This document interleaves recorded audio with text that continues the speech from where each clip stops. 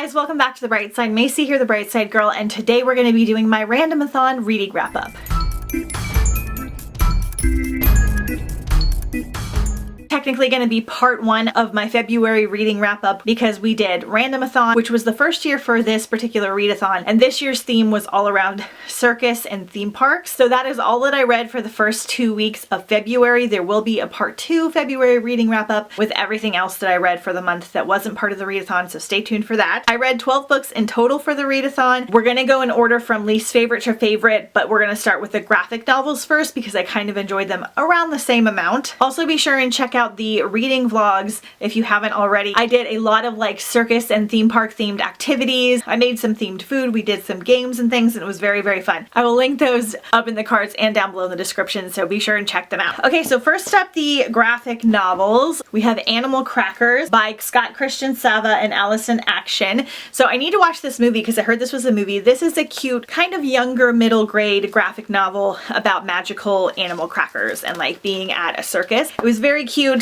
Definitely for like younger kids, but I don't mind reading some of those. I think I gave all of these graphic novels around 4 stars. Sometimes I have a hard time rating graphic novels, but I enjoyed them. The art style was really cute. Then we have Kingdom Adventure, which I would consider kind of a younger YA graphic novel. And this is about a theme park that kind of comes to life and has like magical properties and you're solving like a little mystery. The art style in this is very, very fun and I had a good time with it. It was just a quick, easy read, so another 4-star. Then I read Lifetime Passes by Terry Blass and Claudia Aguirre. So I originally thought this was gonna have like a spooky vibe to it because there's like skulls on the cover, and all I knew going in was this was about a girl whose parents were deported and she had to go and live with her aunt, and she's used to like going to this theme park, very reminiscent of Disney, with all of her friends, and her aunt is not going to be able to afford the passes. But then all of her friends find out that if one of them in the group dies, they get lifetime passes. So I thought it was going to be a little bit darker than it was. What actually happens, and this is not a spoiler,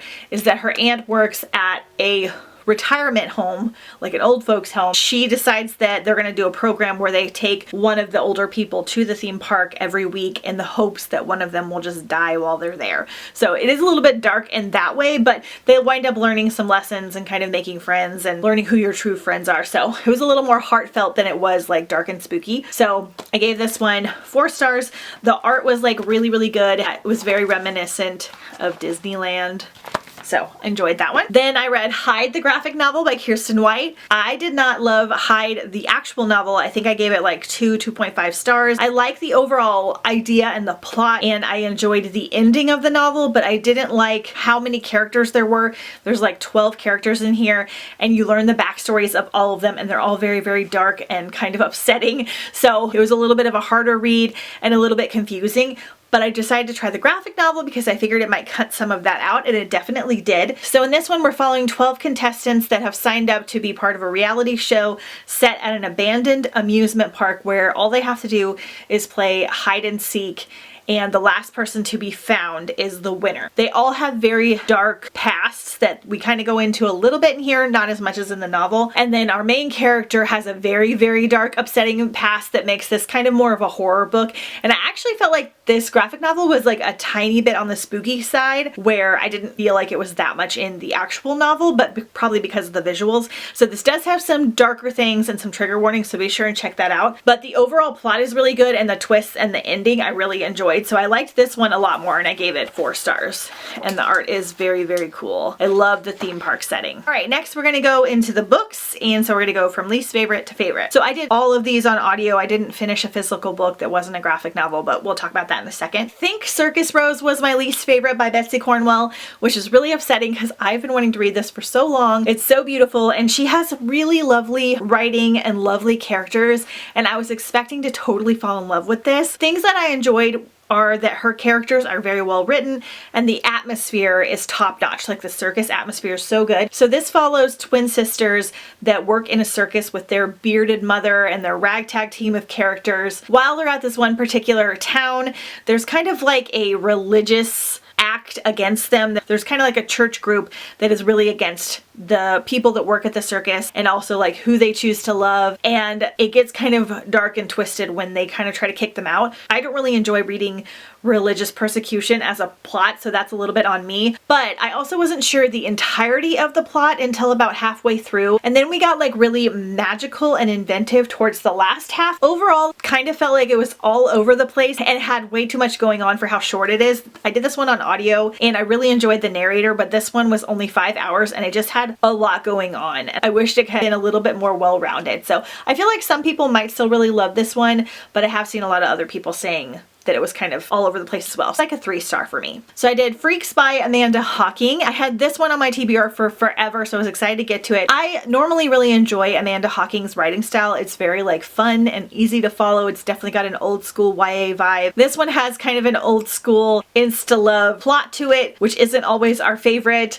It kind of made sense with this plot because we've got like a 7-day countdown. We're following Mara and she is part of the circus and they travel to this new town and they can kind of tell there's like a dark presence in this town. One of their crew goes missing, something happens to their tigers. They're trying to solve this mystery about what's happening and what the deal is with the town, while she has also met this boy that she is falling for very hard, but he is kind of keeping a secret from her. The atmosphere of this one was good because I like a circus setting and I like a ragtag and kind of unusual family where all the characters of the circus feel like family members. So I enjoyed that part of it. I did not like the love interest. There was like a lot of cattiness and fighting between them for them only knowing each other for 7 days, and they were keeping secrets from each other, but I just didn't love that. It was very like toxic and not in a fun way. One of the twists I felt like was extremely predictable. Normally that doesn't bother me, especially with YA, but for some reason this time it bothered me a little bit. And then the ending was really good, so that kind of saved it a little bit, but overall it was like a 3-star for me, unfortunately. Okay, then we have The Midnight at Houdini, and this was actually the group read for the readathon, and unfortunately I didn't love this one either. This one had a modern setting from the beginning, which I was not expecting. I was expecting it to be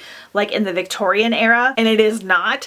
So that kind of threw me off a little bit. That's on me because I don't usually go into the descriptions of books super well. Basically, we are following Anna, and her sister is getting married, and she kind of announces at her wedding that she's going to be going off with her new husband, and Anna is hearing this for the first time because she was expecting her to stay where they lived and like kind of do things together. I think they might have had a business venture or something she was wanting to do, and Anna is like preparing to go off to college, so she gets very hurt by her sister. She kind of runs away from the wedding. They're in Vegas, there's a storm happening, and she goes into one of her dad's hotels called Houdini, and some magical things kind of occur. So we have a little bit of like a portal situation kind of. There's a lot of magical things in here that were really cool, but there were a lot of elements that didn't tie them well together and didn't fully make sense. Again, we have another insta-love situation, and this one I felt like it made less sense than it did for Freaks. I didn't love the love interest, and I didn't like their relationship either. I felt like she was very rude to him about certain things that were unnecessary to be rude to him about. I can't really say why without spoiling the book. This one just also kind of felt disjointed and not fully well rounded, and the main character was super obnoxious. Saskia Maravel does narrate this one though, and that really helped because she is one of my favorite narrators, so I did love her. Oh, unfortunately, I only gave this one 3 stars as well, which 3 stars for me means that there were some enjoyable things about it, but it's not something that's going to stick with me or that I overly enjoyed. 3 stars does not mean it's a bad book, it just means it's kind of in the middle. Alright, then we have Wretched Water Park. So this is part of a new middle grade series from Kirsten White, and this is about some siblings that are staying with their aunt. Suddenly,